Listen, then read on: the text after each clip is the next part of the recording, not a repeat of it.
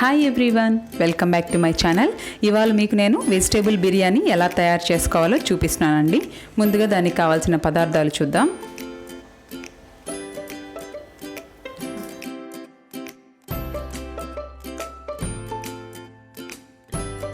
ముందుగా స్టవ్ వెలిగించుకొని ఇలా ఒక నాన్ స్టిక్ ప్యాన్ కానీ లేదంటే ఒక గిన్నె కానీ పెట్టుకోండి. నేను 1 కిలో రైస్కి వెజిటేబుల్ బిర్యానీ చూపిస్తున్నానండి. ఇందులో ఒక 5 స్పూన్లు దాకా నెయ్యి వేసుకోండి. నెయ్యి వేడైన తర్వాత బిర్యానీ మసాలా దినుసులన్నీ వేసుకోండి. బిర్యానీ ఆకు, దాల్చిన చెక్క, లవంగాలు, యాలక్కులు, బిర్యానీ పువ్వు ఇవన్నీ కూడా వేసేసుకోండి.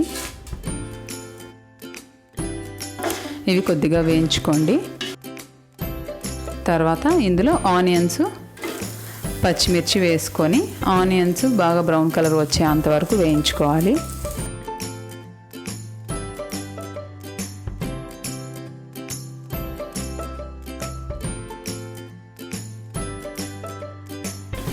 చూడండి, ఇలా బ్రౌన్ కలర్ వచ్చేంత వరకు వేపుకున్న తర్వాత ఇందులో పచ్చిమిరపకాయలు వేసేసుకోండి.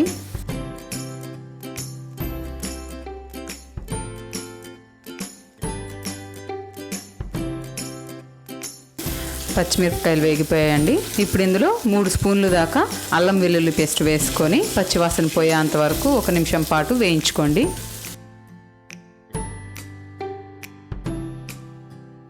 ఇలా వేయించుకున్న తర్వాత ఇప్పుడు ఇందులో ఒక 1/2 టేబుల్ స్పూన్ పసుపు, ఒక 1/2 టేబుల్ స్పూన్ కారం, ధనియాల పొడి 1 టేబుల్ స్పూన్ వేసుకోండి. ఒకసారి బాగా కలుపుకోవాలి. తర్వాత ఇందులో కొత్తిమీర, పుదీనా వేసేసుకోండి. ఒకసారి అలా కలుపుకొని మనం కట్ చేసి పెట్టి ఉంచుకున్న వెజిటేబుల్స్ ముక్కలన్నీ వేసేసుకోవాలి. Beetroot, potato, carrot, capsicum, cauliflower, green peas, నా దగ్గర ఈ వెజిటేబుల్స్ ఉన్నాయని వేసుకుంటున్నానండి. మీ దగ్గర ఏ వెజిటేబుల్స్ ఉన్నా ఇందులో వేసుకోవచ్చు. సో ఇవన్నీ ఇందులో వేసేసుకోండి. ఇందులో ఉప్పు కూడా వేసేసుకోండి. ఒకసారి బాగా కలుపుకొని స్టవ్ మంట కొద్దిగా తగ్గించుకొని మూత పెట్టుకొని ఒక 5-10 నిమిషాలు ఈ ముక్కల్ని మగ్గనిద్దాం. ఇలా ఒక 10 నిమిషాల పాటు ఈ కూరగాయ ముక్కల్ని ఉడికించుకున్న తర్వాత చూడండి, నేను మీల్ మేకర్ కూడా వేసుకుంటున్నాను. ఇందులో హాట్ వాటర్ వేసుకొని ఒక 5 నిమిషాలు నాననివ్వండి. ఇప్పుడు ఇలా దీంట్లో వాటర్ అంతటిని పిండేసి ఇందులో వేసేసుకోండి. ఒకసారి అలా కలుపుకొని నేను కిలో రైస్ తీసుకున్నానండి. ఒక గ్లాస్తో కొలుచుకుంటే నాకు 4 గ్లాసులు రైస్ వచ్చింది. 4 గ్లాసుల రైస్కి నేను 8 గ్లాసులు వాటర్ వేసుకుంటున్నాను.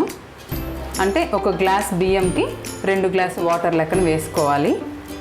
నేను 8 గ్లాసులు వాటర్ వేసుకుంటున్నానండి.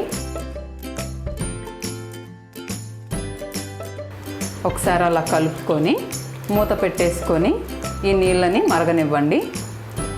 ఈ లోపల మనము రైస్ కడుక్కుందాము.